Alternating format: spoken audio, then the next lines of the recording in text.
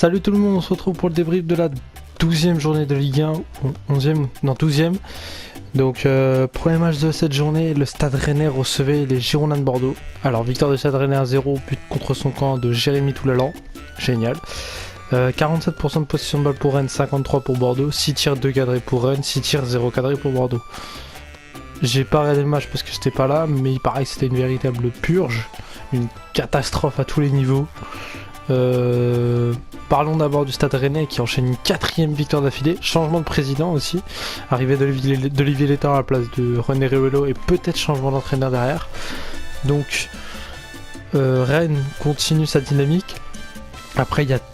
Enfin c'est un 0, c'est un contre son camp, il n'y a rien eu dans le match. Donc j'ai pas envie de dire que c'est quelque chose... Voilà, ils ont dominé de manière incroyable. Mais bon, voilà, ils continuent. 4ème victoire d'affilée, ils remontent au classement. À eux de repartir après la trêve pour espérer être plus haut. Par contre côté bordelais c'est une véritable catastrophe. Il n'y a plus rien qui va, les joueurs sont totalement à l'ouest. Il a beau changer les hommes, ça marche pas, changer le système, ça marche pas, il n'y a rien qui va. Là il nous met Pladil sur le terrain, mais Pladil est complètement carbonisé. Il nous a mis comment il s'appelle, Valentin Vada, il avait fait une première mi-temps catastrophique, il est sorti. François Camano aurait pu se faire expulser. Depréville ne marque toujours pas et fait rien. Malcolm commence un peu à pu faire du Malcolm. Toulalan met un contre son camp. Mendy cadre pas ses frappes. Ouais, on n'a même pas cadré une frappe dans un match, c'est quand même incroyable. C'est n'importe quoi surtout. Allez, on passe à un autre match. Le samedi, le SCO d'Angers recevait le Paris Saint-Germain au stade Raymond Kopa. Alors le PSG, ils sont là. Donc victoire 5-0 du Paris Saint-Germain. Doublé de Kylian Mbappé, le doublé de Edinson Cavani et un but de Draxler. 69% de possession de balle contre 31 pour le PSG. 15 tirs, 7 cadrés pour le PSG contre 9 tirs et 3 cadrés pour Angers. Il n'y a pas eu photo. Parlons d'abord d'Angers. Ça commence à être vraiment critique. Prendre 5-0 en jouant un 5 derrière, en faisant rien, en prenant un but au bout de 5 minutes. En étant donné, je crois à la mi-temps, il devait y avoir 3-0. C'est... Voilà, il n'y a pas tellement d'affrontement, quoi. C'est dommage pour Angers, il va vite falloir qu'il fasse quelque chose au retour de la trêve parce que sinon ça va vraiment être compliqué pour le batteur. Par contre côté PSG, tout va bien. Neymar n'était pas là, Mota n'était pas là, Di Maria n'était pas là, Marquinhos n'était pas là.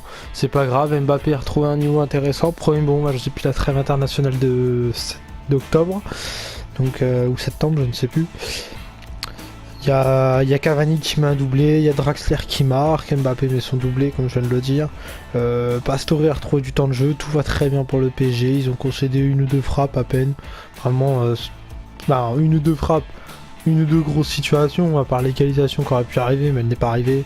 Derrière ça a déroulé, Cavani est monstrueux.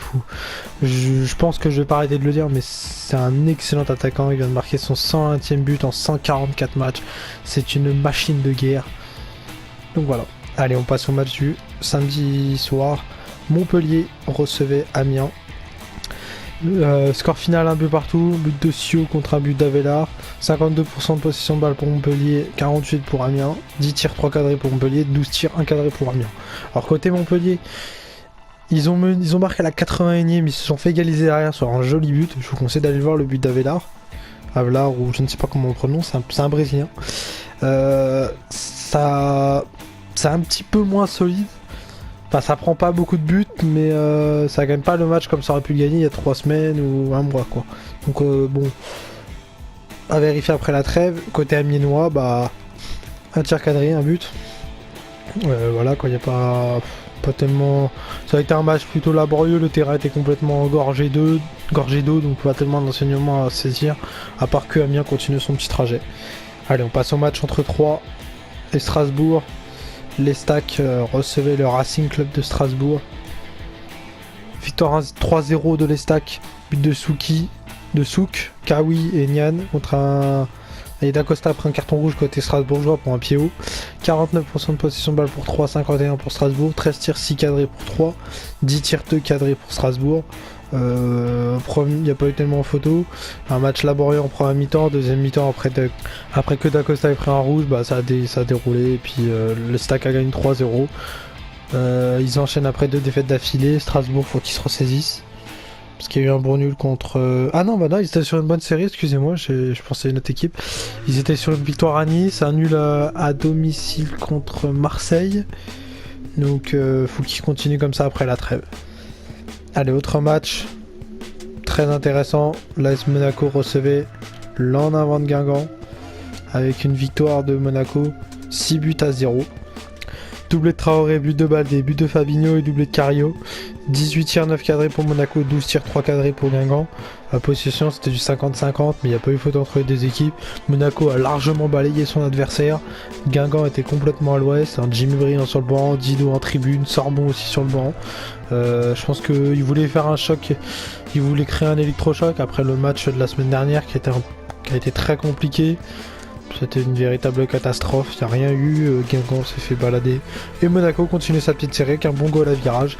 Par contre côté Guingampais, il va vite falloir se ressaisir, parce que là ça va plus du tout. Allez, on passe au dernier match de la soirée. Excusez-moi, Nantes recevait le TFC. Victoire 2-1 des Nantais, but de Thomasson et de Salah contre un but de Blin. 41% de possession de balle, 59 pour Toulouse. 11 tirs, 6 cadrés pour Nantes, 10 tirs, 3 cadrés pour le TFC. Alors Nantes, comme d'habitude, gagne sur la plus petite des marges. Victoire 2-1. Ils ont marqué, ils ont ouvert le score grâce à Thomasson. Blin a égalisé et Salah a permis à Nantes de marquer ce deuxième but, je veux dire, excusez-moi. Donc voilà, victoire 2-1, ils continuent leur petit bonhomme de chemin. Allez, on passe au match du dimanche avec l'OGC Nice qui recevait le Dijon Football Club. Donc victoire 1-0 des Niçois sur un penalty de Mario Balotelli qui a pris un carton rouge en fin de match pour un attaque complètement débile. 50% de possession de balle des deux côtés, 11 tirs 4 cadrés pour Nice, 13 tirs 4 cadrés pour Dijon. Bon bah voilà, c'était pas terrible comme match. Nice a quand même plutôt bien dominé. Dijon a eu du mal à sortir de sa moitié de terrain.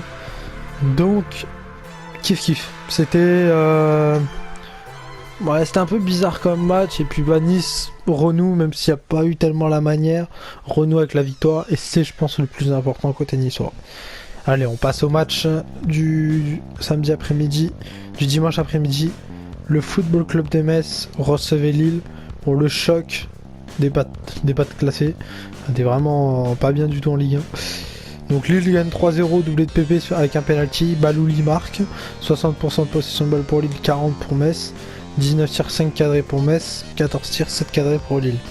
Comment dire, j'ai pas trop regardé le match, mais d'après ce que j'ai compris, ça a été quand même un match intéressant. Les Messins voulaient vraiment renouer avec la victoire devant leur public, ils n'ont pas réussi. Lille a fait 2-3 cadeaux à la défense de Metz, c'était peut-être pas obligé, mais bon voilà.